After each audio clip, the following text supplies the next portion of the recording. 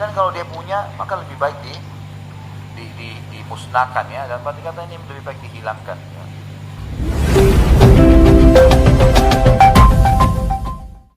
Assalamualaikum warahmatullahi wabarakatuh. Salam jumpa, salam sejahtera untuk Anda semua. Para pemirsa sekalian, dalam pekan ini situs berita online dan di media sosial diramaikan dengan pernyataan seorang ustadz, yaitu Khalid Basalamah, terkait dengan wayang, yang mana menurut beliau wayang adalah sesuatu yang dilarang dalam Islam.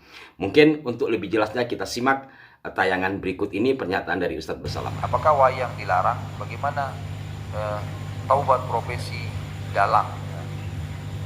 Tentu saja saya sudah pernah bilang teman-teman sekalian, tanpa mengurangi penghormatan terhadap tradisi dan budaya semua suku di Indonesia, suku Bugis, suku Makassar, suku Jawa, semua ini kita tidak akan berbicara dalam ceramah seperti ini bukan menjatuhkan sama sekali. Tapi kita sudah harus tahu dan sadar kalau kita Muslim. Kalau kita Muslim, dan Muslim ini dipandu oleh agama. Makanya saya bilang caranya adalah harusnya Islam dijadikan tradisi dan budaya. Jangan kita balik, jangan budaya diislamkan, susah. Mengislamkan budaya ini repot, karena budaya banyak sekali. Jadi, standar yang mana yang harus dipegangi? Berarti nanti akan ada ciri khasnya sendiri. Di Indonesia ada Islamnya sendiri, di Amerika ada sendiri Islamnya. Jadi ini jadi masalah, padahal sebenarnya Allah tidak menginginkan itu. Allah sebagai pencipta menginginkan kita punya standarisasi.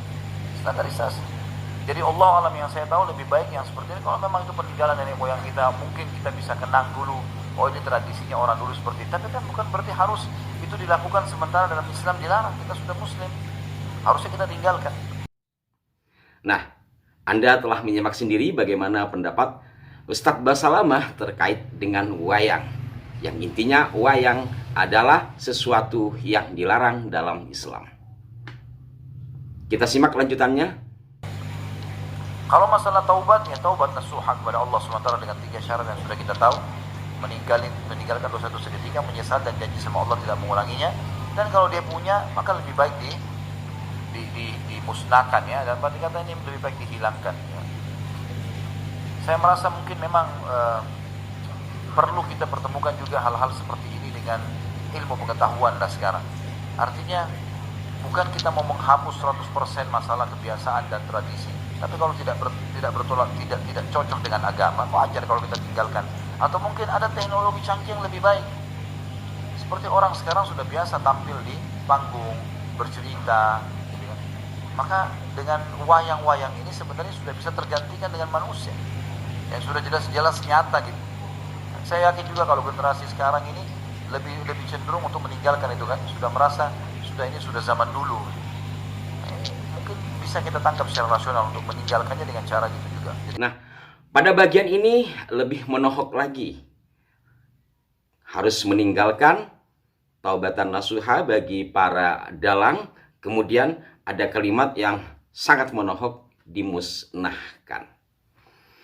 Baiklah para pemirsa, pada dasarnya saya tidak ingin terjebak perdebatan sepihak seperti ini, hanya saja karena ini menggelinding di media sosial, dan saya juga coba mengulik informasi ini sejauh mana, apakah ada sambungannya atau tidak dari video yang ada.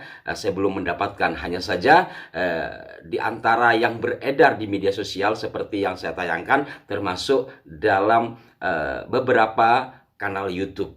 Intinya ada seorang bertanya kemudian dijawab seperti yang ada di video tadi. Persoalan seperti ini adalah persoalan khilafiyah tentunya yang kita tahu dalam Islam. Artinya terjadi perbedaan pendapat para ulama.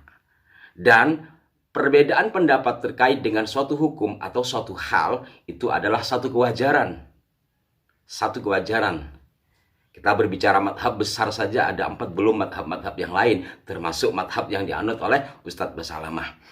Hanya saja terkadang persoalan khilafiyah yang sifatnya furu'iyah, artinya masih cabang dari persoalan keagamaan, bukan pokok akaid, bukan pokok akidah, ini muncul ke permukaan kemudian menjadi pertengkaran umat Islam itu sendiri, sehingga menjadi rapuhnya persaudaraan kita. Maka karena sudah menggelinding di media, dan beredar kemana-mana tentunya, bahkan ramai di pemberitaan media online, ini penting kita sikapi dengan harapan tidak memperparah keadaan. Karena bagaimanapun ini sifatnya khilafiyah, terjadi perbedaan adalah hal yang wajar. Maka bagi yang meyakini wayang itu boleh, monggo. Bagi yang tidak, ya monggo. Mestinya ke sana. Tetapi ada kalimat lain yang perlu diluruskan, yaitu memusnahkan dan terkait pula dengan sejarah. Kecuali itu juga pendapat Ustadz Basalamah ini tidak runut. Sebenarnya yang tidak boleh itu semua wayang atau apanya. Karena wayang itu adalah satu pertunjukan tradisional yang melibatkan banyak orang, melibatkan banyak properti dan alat musik. Pada bagian mana sebenarnya? Yang baik diperinci pada bagian mana yang terlarang dalam Islam. Sehingga kalau ingin tetap melestarikan budaya nenek moyang kita, dan apabila ada yang melanggar dari ajaran Islam bagi yang muslim tentunya, maka itu yang coba kita perbaiki supaya tidak bertentangan dengan Islam. Semestinya seperti itu, tidak digebiah-uyah suatu pertunjukan terlarang. Tetapi tidak dijelaskan terlarangnya yang bagian mana. Musik umpamanya, atau wayangnya itu sendiri, atau yang mana. Selain tidak ada runutan atau perincian, juga tidak mencantumkan dalil umpamanya atau contoh.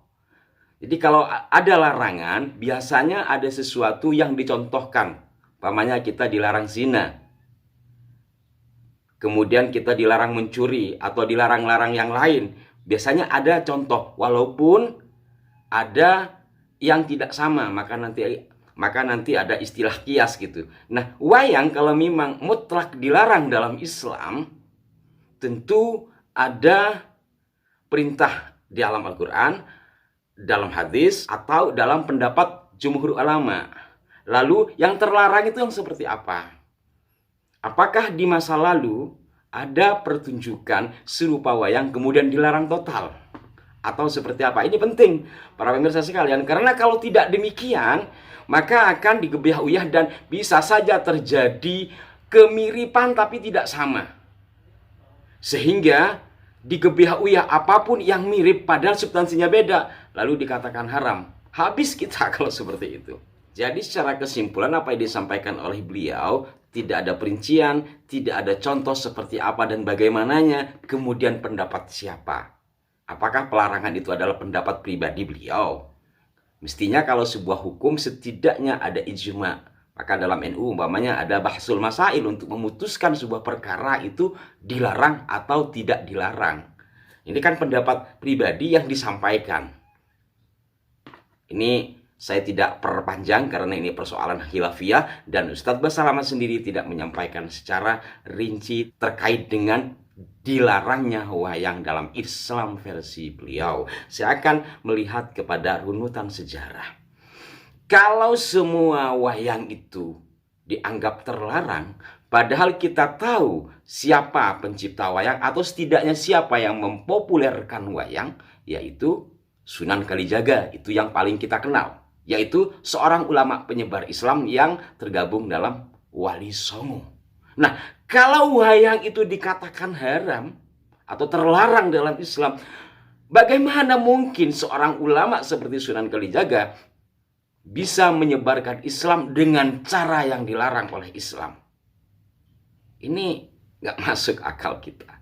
Padahal apabila kita rinci dari sisi sejarah terkait bagaimana dibuatnya wayang, termasuk anak wayang yang dipegang, itu juga Kanjeng Sunan Kalijaga menurut salah satu naskah yang dikutip di Atlas Wali Songo, itu juga mempertimbangkan dari sisi fikih.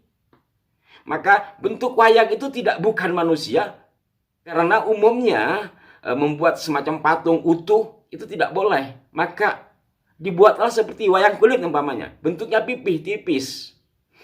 Kemudian bukan manusia, bukan apa, sifatnya dekoratif.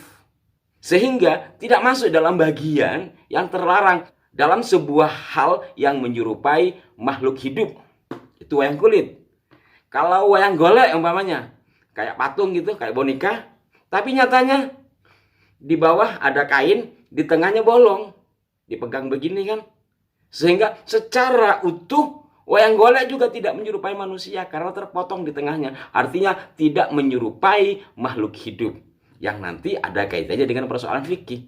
Sudah sangat luar biasa para penyebar Islam, terutama beliau-beliau yang menciptakan wayang pada era Wali Songo yang lestari sampai hari ini. Maka hal yang aneh ketika disuruh dimusnahkan.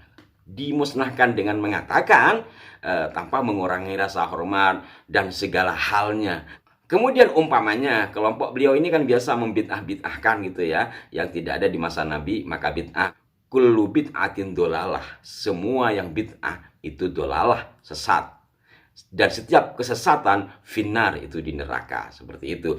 Kalau umpamanya arahnya kepada kullu bid'atin dolalah, tetapi beliau sendiri memberikan alternatif dengan kecanggihan teknologi, orang sudah biasa di panggung menyampaikan kisah. Lah apakah itu kalau dikaitkan dengan bid'ah itu juga dilakukan oleh Nabi? Kan tidak juga, karena itu adalah inisiatif dari Ustadz Basalamah sendiri kalau larinya ke sana. Tapi secara prinsip memang apa yang disampaikan oleh beliau ini tidak jelas merujuk kemana pada bagian apa. Maka dari sisi sejarah saya mengingatkan kita semua bahwa pada masa lalu wayang menjadi, sekali lagi, wayang menjadi media penyebaran Islam oleh para ulama yang tergabung dalam Wali Songo dan penerusnya. Apakah mungkin para ulama penyebar Islam menyebarkan Islam dengan cara yang bertentangan dengan Islam?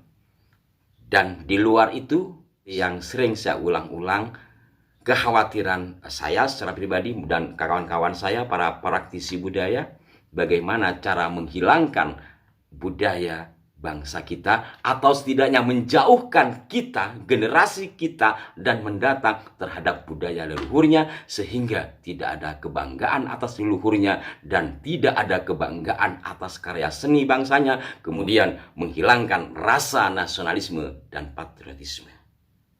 Tidak menutup kemungkinan hal seperti itu terjadi. Walaupun saya tidak memvonis ke arah sana, tapi kemungkinan-kemungkinan seperti ini perlu juga dipertimbangkan. Demikian pemirsa, mudah-mudahan ada manfaat yang dapat dipetik dari video ini.